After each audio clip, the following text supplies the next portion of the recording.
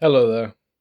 Now, most students of Urdu and Hindi, they realise quite early on that both languages they can converse with each other at a conversational level.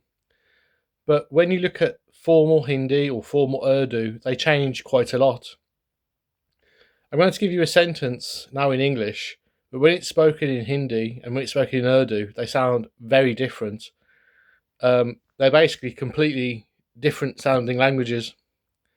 The sentence is: the language of the heart is the purest form of poetry and literature.